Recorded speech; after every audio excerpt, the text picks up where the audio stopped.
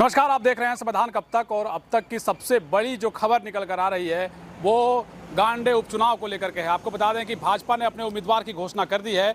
भाजपा ने दिलीप कुमार वर्मा को अपना उम्मीदवार बनाया है। आपको बता दें कि दिलीप कुमार वर्मा पिछली बार विधानसभा के चुनाव में झारखंड विकास मोर्चा से चुनाव लड़ चुके हैं और उन्हें तकरीबन 8,962 मत मिले थे।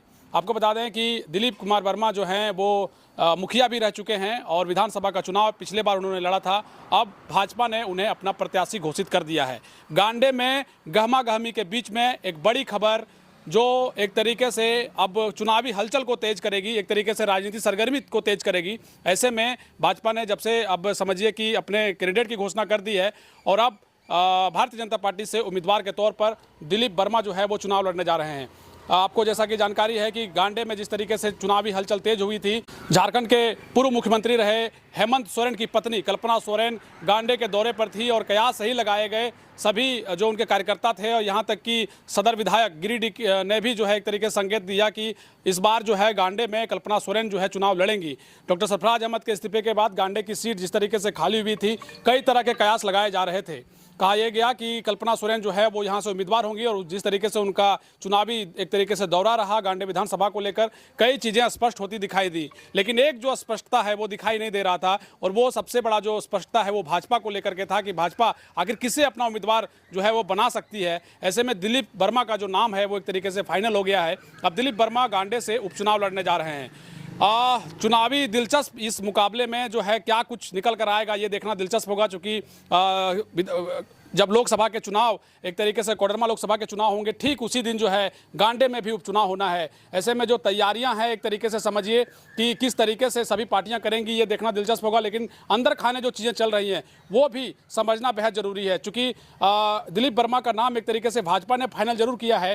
कल्पना सोरेन एक तरीके से समझिए कि चुनावी दौरे पर थी, लेकिन अब तक महागठबंधन की ओर से कल्पना सोरेन का जो नाम है वो सामने नहीं आया। एक तरीके से औपचारिक घोषणा नहीं हुई है कि कल्पना सोरेन यहाँ से चुनाव लड़ सकती हैं। कई तरह के कयास लगाए गए भाजपा को लेकर के, कई तरह की बातें भी हुई। कोडरमा लोकसभा में भी जिस तरीके से आवाज़ एक कुशवाहा समाज एक तरीके से नाराज था, इस तरह की भी बातें देखने को मिली। लेकिन कई कुशवाहा समाज के बड़े नेता से जब समाधान इंडिया के जरिए बातचीत हुई तो उन्होंने कहा कि नहीं, कुशवाहा समाज जो है वो किसी तरह की नाराज़गी नहीं है, पूर्ण रूप से भाजपा को समर्थन करती है। लेकिन भाजपा ने एक तरीके से बड़ा दांव खेला है। जिस तरीके से लोकसभा को देखते हुए एक तरीके से समझिए कि कुशवाहा समाज से ही जो है दिलीप वर्मा आते हैं। ऐसे में गांडे में दिलीप वर्मा का चुनाव लड़ना कितना जो है असर डाल सकता है विपक्ष के खेमे में, ये देखना दिलचस्प होगा। भाजपा को इससे कितना लाभ हो सकता है ये भी देखना दिलचस्प होगा। लेकिन एक जो कयास है कोडरमा लोकसभा को लेकर के, जो कहा जा रहा था कि कुशवाहा समाज जो है नाराज है, लोकसभा में उसका असर पड़ सकता है। ऐसे में भाजपा ने कुशवाहा समाज के ही एक तरीके से कैंडिडेट को यहाँ से घोषित किया है।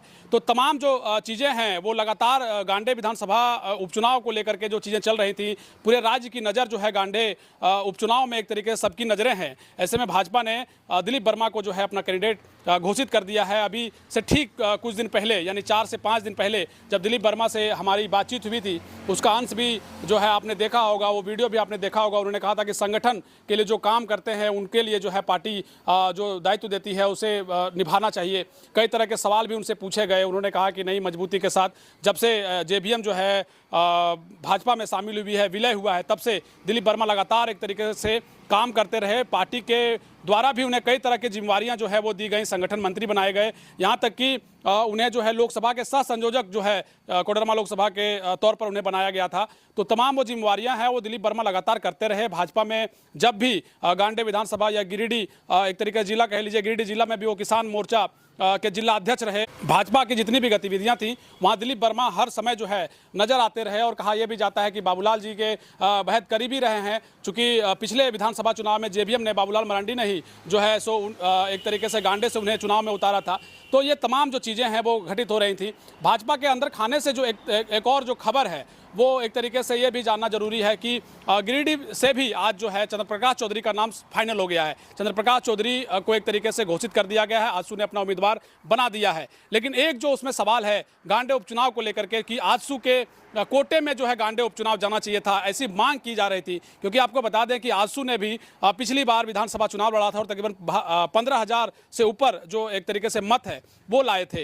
यहाँ से आजसू के कैंडिडेट रहे अर्जुन बैठा, लगातार एक तरीके से सक्रिय होकर के काम करते रहे और उनका भी एक तरीके से मांग रहा कि पार्टी जो है जब एनडीए एक तरीके से गठबंधन करती है, भाजपा आजसू अलायंस करती है, तो ये जो गांडे की सीट है वो कम से कम आजसू के कोटे में होना चाहिए।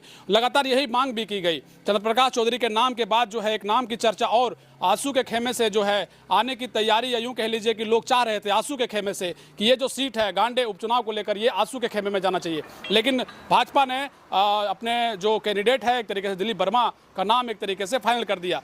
अब देखना दिलचस्प ये होगा कि आजसू जो पिछले बार 15,000 वोट लाई थी वो चूंकि पिछले बार अलायंस नहीं था और जिस तरीके से आजसू के एक तरीके से चेहरे के तौर पर केंद्रीय महासचिव अर्जुन बैठा जो हैं वो चुनावी ताल हमेशा ठोकते रहे हैं। उनका कहना हमेशा से रहा है कि पार्टी ने जो जिम्मेवारी हमें दी है उसको मैं बखूबी निभाऊंगा। लेकिन साथ साथ समाज में जिस तरीके से वो लगातार सक्रिय होकर काम करते दिखे हैं, ऐसे में क्या आजसू भी चुनाव यहाँ लड़ सकती है? हालांकि अभी जो एक तरीके से समझिए आजसू और भाजपा एक तरीके से अलायंस में लड़ रही है, लेकिन अर्जुन बैठा क्या इतने में मान लेंगे? क्या वो भी एक तरीके से भाजपा को सपोर्ट करते नजर आएंगे? ये देखना दिलचस्प होगा क्योंकि भाजपा के लिए बहुत बड़ी चुनौती होगी। क्योंकि सामने अगर कल्पना सोरेन सामने चुनाव लड़ती दिखाई देती हैं तो दोनों जो एक तरीके से खेमा है वो अपने आप में ही मजबूत एक तरीके से दिखाई देगा। और विशेष करके अगर जातियों की बात करें तो जाति समीकरण भी जो है गांडे में एक तरीके से आप चीज़ों को देखेंगे तो कई चीज़ें आपको दिखेंगी, उस पर किस तरीके से प्रभाव डाला जा सकता है ये भी देखना दिलचस्प होगा। हालांकि कई ऐसे निर्दलीय प्रत्याशी भी रहे हैं जो गांडे उपचुनाव में अपना जो है एक तरीके से किस्मत आजमाने का कोशिश किए हैं। इस बार गांडे के उपचुनाव में कौन से ऐसे निर्दलीय प्रत्याशी हैं वो सामने आ सकते हैं, ये भी देखना दिलचस्प होगा। चूंकि वो जो निर्दलीय प्रत्याशियों का अगर एक तरीके से वोट का आंकड़ा देखें तो वो भी जो जीते हुए कैंडिडेट हैं या फिर दूसरे नंबर पर जो कैंडिडेट रहे हैं उस पर भी एक तरीके से सीधा सीधा असर उसका देखा जा सकता है। चूंकि पिछले बार भी एक तरीके से देखिए तो तकरीबन 8,000 कुछ वोटों से जो है डॉक्टर सरफराज अहमद यहाँ से चुनाव जो है वो जीते थे, बहुत कम वोटों का अंतर था। ऐसे में उनकी जगह पर महागठबंधन की ओर से अगर कल्पना सोरेन यहाँ से चुनाव लड़ती हैं तो किस तरीके का समीकरण देखने को मिल सकता है ये देखना दिलचस्प होगा। हालांकि अगर भाजपा और आजसू अगर साथ में इस बार चूंकि चुनाव अगर लड़ती हैं, अगर आजसू के कोटे से एक जिस तरीके से लगातार मांग किया जाता रहा कि आजसू को कोटे से यहाँ पर चुनाव होना चाहिए, लोकल उम्मीदवार को लेकर के जिस तरह से मांग की गई, ऐसे में दिलीप वर्मा का नाम एक तरीके से इस तरीके से फाइनल हुआ है कि वो हालांकि वो गांडे विधानसभा से ही आते हैं, एक लोकल उम्मीदवार भी है, बाहरी उम्मीदवार एक तरीके से वो नहीं है। ऐसे में वो जो बातें एक तरीके से एक मुद्दा कार्यकर्ताओं के बीच में चाहे भाजपा के अंदर खाने रहा हो, चाहे आजसू अपने कोटे से मांग करती रही हो, उसमें सबसे बड़ा जो मुद्दा था वो यही कि भाई हमारे यहाँ लोकल उम्मीदवार होना चाहिए। तो दिलीप वर्मा जो है वो फिट बैठते हैं लोकल उम्मीदवार के तौर पर भी। तो क्या ये सब जो मुद्दे हैं वो खत्म हो जाएंगे? जो नेता इस महत्वाकांक्षा के साथ थे कि टिकट हमें दिया जाना चाहिए, क्या वो भी संतुष्ट होकर के भाजपा के लिए काम करेंगे? क्या अंदर खाने सभी चीज़ें मजबूत दिखाई देंगी, किसी भी तरह की टूट की संभावना नहीं दिखेगी? क्या मजबूती से भाजपा महागठबंधन का सामना करने के लिए तैयार रहेगी? ये तमाम जो चीज़ें हैं वो आने वाले समय में हम लोग जरूर उस कवरेज के जरिए आप तक लाने का प्रयास करेंगे। लेकिन फिलहाल ये जो अपडेट है ये बहुत बड़ी है। गांडे उपचुनाव में भाजपा ने अपने कैंडिडेट की घोषणा कर दी है। इस राजनीति महाघमासान में हम आपको खबरों के साथ जोड़े रखेंगे। देखते रहिए समाधान कब तक।